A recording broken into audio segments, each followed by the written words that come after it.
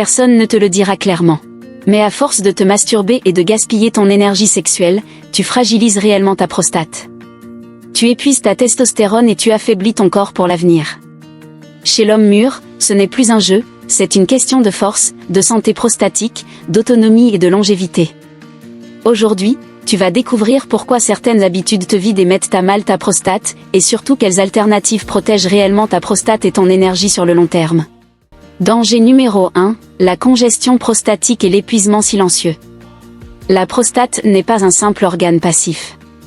C'est une glande vivante, très sensible à la fréquence des stimulations sexuelles. Une masturbation répétée, surtout sans récupération suffisante, peut entretenir un état de congestion pelvienne chronique, la zone reste constamment sollicitée, mal drainée, sous tension nerveuse.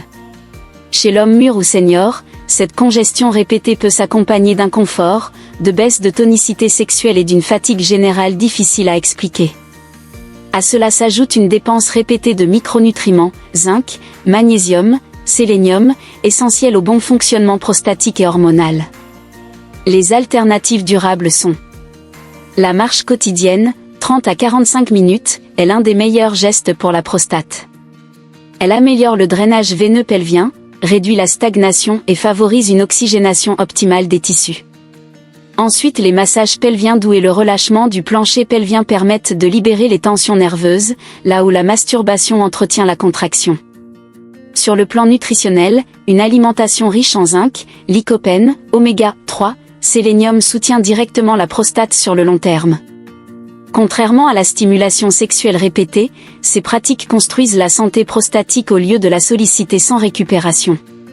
Danger numéro 2, la baisse progressive de testostérone et de vitalité. Chaque éjaculation déclenche une cascade hormonale, prolactine en hausse, dopamine en chute, phase de récupération nécessaire. Lorsque ce cycle est trop fréquent, surtout avec l'âge, la récupération hormonale devient incomplète. Ce n'est pas une chute brutale de testostérone, mais une érosion lente de l'énergie hormonale, aggravée par le stress et le manque de sommeil. Chez les seniors, cette fatigue hormonale se traduit par une baisse de force, de tonus musculaire et de motivation, des éléments essentiels pour rester autonome et actif. Les alternatives durables. La musculation adaptée, charge modérée, mouvement composé, est l'un des rares leviers naturels capables de stimuler la production de testostérone endogène et la sensibilité des récepteurs androgéniques.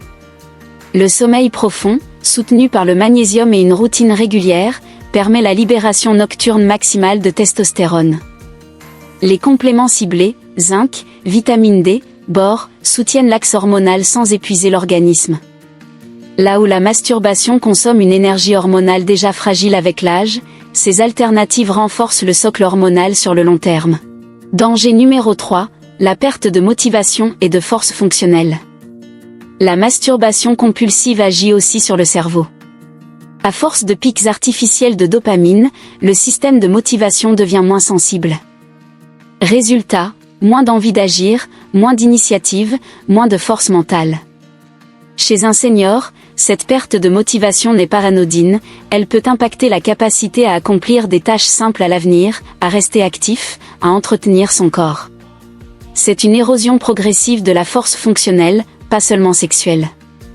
Les alternatives durables. La marche en extérieur, combinée à la lumière naturelle, restaure une dopamine plus stable et plus durable. Les objectifs physiques simples, marcher plus, se renforcer, améliorer son équilibre, redonne un sens à l'effort. Une alimentation riche en protéines de qualité, vitamine B, fer et acides gras essentiels soutient le système nerveux et musculaire. Ces pratiques nourrissent la motivation réelle, celle qui permet de rester fort, mobile et autonome bien au-delà du plaisir instantané. Danger numéro 4, le gaspillage d'énergie vitale avec l'âge. Avec les années, l'énergie devient une ressource précieuse. La gaspiller dans des comportements répétitifs, sans bénéfice physiologique durable, peut coûter cher à long terme. La masturbation fréquente ne renforce ni la prostate, ni les muscles, ni la résilience hormonale. Elle consomme des ressources que le corps met plus de temps à resynthétiser avec l'âge. Les alternatives durables. Le sport régulier, même modéré, transforme l'énergie sexuelle en énergie de construction. Les oligo-éléments, zinc, cuivre, manganèse, associés à une alimentation anti-inflammatoire, soutiennent la longévité prostatique. La discipline corporelle, marche, entraînement, récupération, devient un investissement pour les décennies à venir. La vraie question n'est pas le plaisir immédiat, mais veux-tu gaspiller ton énergie aujourd'hui ou en avoir besoin demain ?